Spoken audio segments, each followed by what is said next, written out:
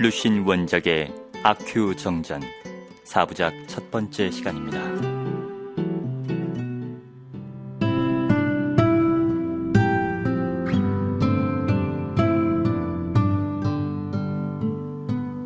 내가 아큐를 위해 정전을 써야겠다고 마음먹은 건 오래전의 일이다. 그러나 어쩐 일인지 써야겠다 생각을 하면서도 막상 쓰려고 하면 그만 망설여지곤 했다. 모르긴 해도 그것은 아큐가 후세에 전할 만한 인물이 못되기 때문인 것 같다. 그렇지만 그 가치라는 건 상대적인 개념이 아닌가.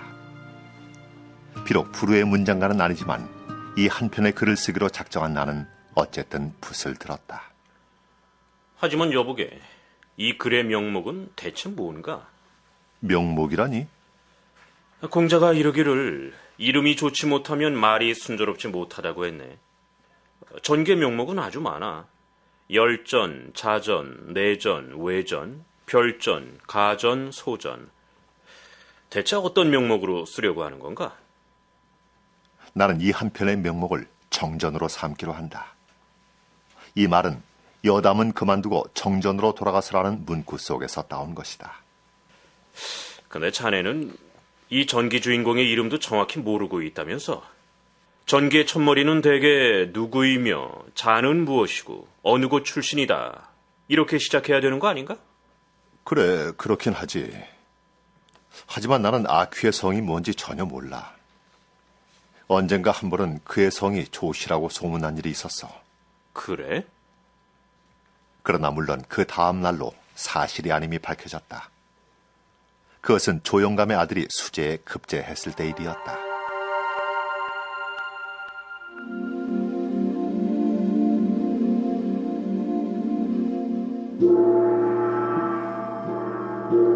그 소식이 쟁쟁 울리는 징소리와 함께 마을에 전해졌을 때 마침 황주 두어 잔을 들이켜고 있던 아큐는 좋아 날뛰며 말했다.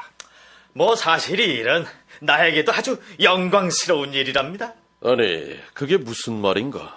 어째서 그렇다는 거야? 내가 조영감과 한 집안 사람이거든요. 자세히 계보를 따져보면 내가 수재보다 3대나 우탁렬입니다. 이 말이 끝나자 이야기를 듣고 있던 사람들은 옷깃을 여미면서 아큐에 대해 이해를 표하기까지 했었다. 그런데 이튿날 지보가 오더니 다짜고짜 아큐를 조영감 댁으로 끌고 가는 것이었다. 이 발칙한 놈아! 네 놈이 나와 한 집안이라고 말하고 다녔지? 대답이 없자 조영감은 점점 화가 치미는지 몇 발짝 걸어나가 말했다. 금방이라도 후려칠 기세였다. 괘씸한 놈 같으니라고 터무니없는 소리 짓거리다니. 나에게 어떻게 네 놈 같은 친척이 있을 수 있단 말이냐? 그래, 네 성이 조가더냐? 아큐는 입을 열지 않고 주춤주춤 뒤로 물러서려 했다. 그러자 조영감은 때를 기다렸다는 듯 달려들어 그의 뺨을 후려쳤다. 네 놈이 어떻게 조가란 말이냐? 네 놈이 조가라니 당치 않다. 아큐는 한마디도 항변하지 않았다. 그저 왼쪽 뺨을 문지르면서 지보와 함께 물러나올 뿐이었다. 그 후로는 아무도 그의 성씨에 대해 떠들지 않았으므로 나도 아큐의 성이 무엇인지 알아낼 길이 없었다.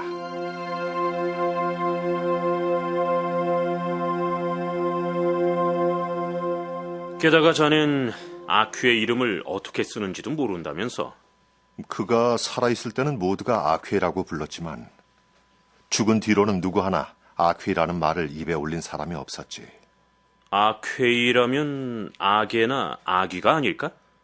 전에 조영감 아들인 무제 선생에게 물어봤는데 그렇듯 박학다식한 사람도 딱 부러지게 뭐다라고 대답을 하지 못하더군. 그렇다면 아큐의 본적은 알고 있나? 아니, 만일 그가 조가라면 지방의 명문이라고 들먹이기 좋아하는 위인들 흉내를 내서 농서 천수 사람이라고 해도 나쁘지 않을 것세. 하지만 그의 성을 정확히 모르니 본적 또한 결정하기가 쉽지 않다네. 미장에서 오래 살았으니 미장 사람이라고 하면 되지 않겠나? 하지만 이따금 다른 곳에서 살기도 했으므로 완전히 미장 사람이라고 말할 수도 없네. 그나마 내가 위안을 삼는 건 아라는 글자 하나야. 누가 뭐래도 이 글자 하나만은 정확한 걸세.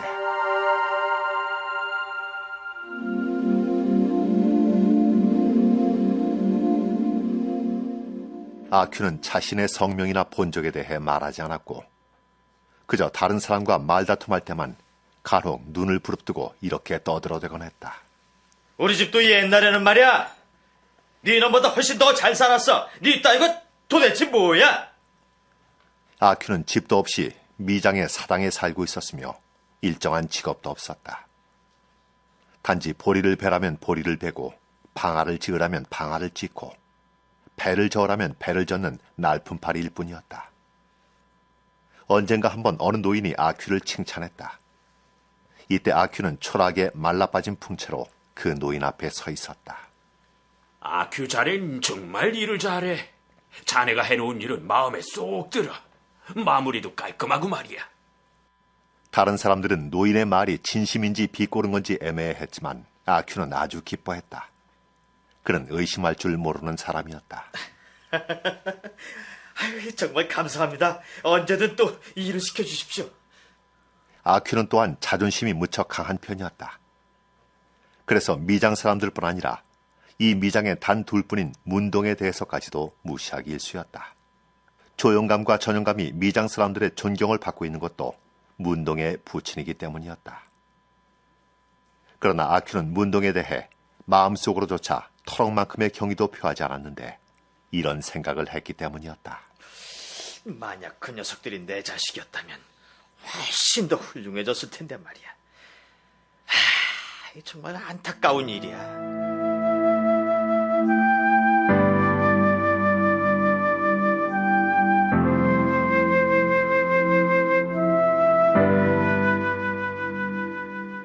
아큐는 옛날에 잘 살았고 견식도 높고 게다가 일도 잘하므로 나무랄 데 없는 인물이라고 할 수도 있겠지만 안타깝게도 약간의 체질상 결함이 있었다. 그의 머리에는 언제 생겼는지도 모르는 부스럼 흔적이 있고 그것은 꽤 넓게 벗겨져서 거의 대머리처럼 되어 있었다. 아큐 스스로 생각하기에도 이것만은 자랑스러운 것이 못 되는 모양이었다. 그는 빛난다라든가 밝다라는 말조차 꺼렸고 급기야는 램프나 촛불이라는 말까지도 진절머리를 냈다. 너 지금 뭐라고 했어? 아니 왜 그러나? 등잔처럼 빛난다는 게 무슨 욕이라도 되나? 그래! 나한테 그게 욕이야! 어쩌다 금기를 범하는 자가 있으면 아큐는 대머리 전체가 빨개지도록 화를 내고 상대가 어수룩해 보이면 몰아세우가며 욕을 퍼붓고 덤벼들어 때리기도 했다. 그러나 물론 아큐가 질 때가 더 많았다. 그래서 그는 점차 방법을 바꾸어 대개는 눈을 부릅뜨고 흘려보는 정도로 위협을 했다. 아큐가 눈을 흘려보는 방식으로 위협을 대신하자 미장의 건달패들은 더욱 그를 놀렸다. 우와, 정말 밝아졌다. 등불이 여기 있었네. 나쁜 놈들, 내까지 놈들한테는 상대하지 않을 거야. 건달패들은 여기서 그치지 않고 그를 계속 놀리다가 마침내는 그를 구타하기까지 이른다. 아큐의 변발을 움켜잡고 너댓번 쿵쿵 소리를 내며 벽에 부딪히고 나서야 건달패들은 겨우 만족해하면서 승리를 자랑하며 가버린다. 아큐는 한참 동안 서서 마음속으로 생각한다. 그래, 난 자식놈한테 맞은 거야. 요즘 애들은 되먹지 않았어. 그리고는 스스로 만족해서 의기양양하게 가버린다. 그래서 아큐를 놀리는 사람들은 아큐에게 일종의 정신적 승리법이 있다는 것을 알게 되었다. 그 후로는 그의 불그스름해진 변발을 움켜잡고 언제나 먼저 그에게 이렇게 말하곤 했다. 아큐, 이번에는 자식이 애비를 때리는 게 아니라 사람이 짐승을 때리는 거야. 말해봐. 사람이 짐승을 때리는 거라고. 그래, 넌 벌레를 때리는 거야. 됐지? 난 벌레야. 이제 놔줘. 필요 없어. 넌 좀 맞아야 돼. 야! 벌레라고까지 말해도 건달들은 그의 머리통을 대여섯 번 쾅쾅 부딪혀주고 나서야 비로소 만족한 듯 의기양양하게 가버린다. 아큐란 놈, 이번엔 혼났을 거야. 그러나 아큐 본인은 정작 10초도 못 되어서 의기양양해진다. 그는 자기야말로 스스로를 가장 잘 경멸할 수 있는 제1인자라고 생각했다. 자신을 경멸한다는 말을 뺀다면 남는 건 제1인자뿐이지. 제1인자라면 장원을 의미하는 거잖아. 그래, 니놈들이 대체 뭐란 말이냐? 이런 식으로 적을 이긴 후 아큐는 기분 좋게 술집으로 달려가 몇 잔 들이킨다. 그리고 다른 사람들과 한바탕 시시덕거리며 말다툼을 하고는 유쾌히 사당으로 돌아와 잠들어 버린다.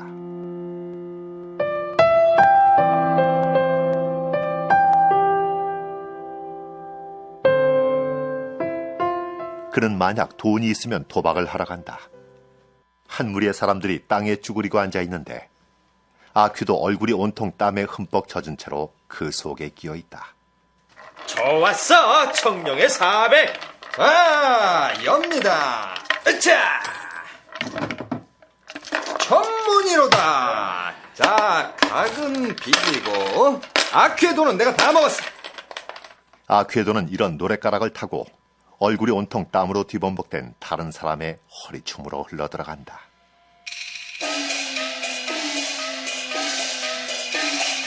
그러나 참으로 인간만사 세옹지마인 것일까? 아큐가 딱 한 번 노름에서 이긴 적이 있었는데 그러나 그것은 거의 실패나 다름없었다. 그날은 미장에서 신에게 제사를 지내던 날 밤이었다. 이날은 관례대로 연극 공연이 있었는데 무대 주위엔 을의 도박판이 벌어졌다. 그날 아큐는 따고 또 땄다. 동전은 소은하로 바뀌고 소은하는 대은하로 바뀌어 대은하가 산더미처럼 쌓였다.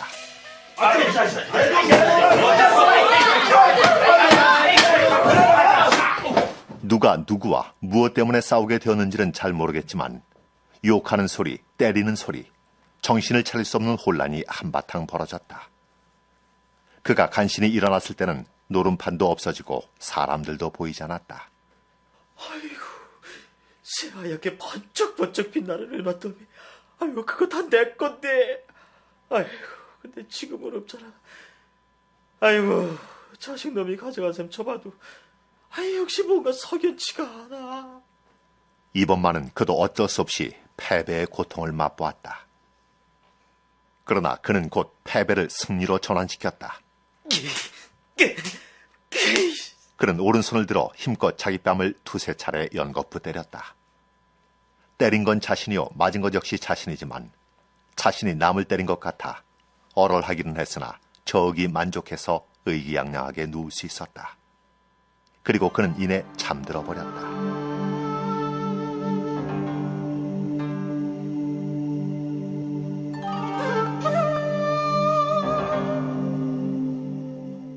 비록 아큐가 항상 승리하고는 있었다지만 그래도 조영감에게 따귀를 맞기 전까지는 그다지 유명한 인물은 못 되었다. 조영감에게 따귀를 맞은 날 밤에 아큐는 이런 생각을 했다. 에휴, 요즘 세상은 정말 너무 되먹지 않았어. 자식이 애비를 치다니. 위풍당당한 조영감도 자신의 자식이라고 생각하자 갑자기 기분이 나아졌다. 기묘하게도 그 후부터는 과연 사람들이 특별히 존경하는 눈으로 자신을 대하는 것으로 느껴졌다. 그래, 역시 내가 조영감에 붙이는 게 분명해. 미장의 관례상 조영감과 같은 유명한 사람과 관계되는 일은 사람들의 입에 오르내렸다. 그런데도 사람들이 그를 존경하게 된 이유는 뭘까? 그건 아큐가 조영감의 친척이라 하여 매를 맞았다고 해도 아큐의 말에 약간의 진실성이 있을지도 모르므로 경의를 표해두는 편이 무난하리라는 생각에서였는지 모른다. 그 뒤 여러 해 동안 아큐는 우쭐한 나날을 보낼 수 있었다.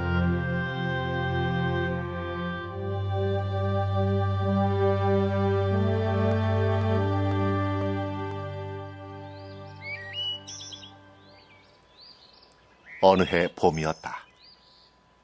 아큐는 술이 얼큰이 취한 채 거리를 걷고 있었다. 그때 담장 및 양지 쪽에서 왕털부가 우통을 벗어젖히고 이를 잡고 있는 게 눈에 띄었다. 아큐도 옷을 벗고 뒤집어 보았으나 세탁한 지 얼마 안 된 탓인지 겨우 30마리 잡았다. 그런데 왕털보를 돌아보니 1마리, 2마리, 3마리 계속 입에 넣고는 톡톡 소리를 내며 깨물고 있는 게 아닌가. 저렇게 보잘것없는 왕털보도 저 많은 일을 잡았는데 난 왜 이렇게 적어? 아이씨, 이거 완전히 체면 손상이네. 참을 수 없게 된 아큐는 옷을 땅 위에 내동댕이 치고 침을 퇴뱉으며 말했다. 이 털복숭이 멍청아! 대머리 개새끼야. 너 지금 누구 보고 욕하는 거냐? 누구냐고? 몰라서 물어? 맞고 싶어서 그러냐? 왕털보가 일어나 옷을 걸치며 말했다. 아큐는 그가 도망치려는 줄 알고 달려가 주먹을 휘둘렀다. 그러나 그 주먹은 상대의 손에 잡히고 말았다. 그리고 왕털보에게 변발을 잡힌 채 담으로 끌려갔다. 그리고 언제나처럼 벽에 머리를 부딪히게 되었다. 잠깐만, 저 군자는 말로 하지 이 손을 대는 법이 아니잖아. 이 일은 아큐가 기억하는 평생의 가장 굴욕적인 사건일 것이리라. 혹시 세간의 소문처럼 황제가 과거를 폐지해서 조시의 위풍이 땅에 떨어져 아큐를 얕보게 된 것일까? 그때 저쪽에서 누군가 걸어왔다. 그의 적이 또 나타난 것이다. 아큐가 가장 미워하는 사람, 바로 전영감의 장남이다.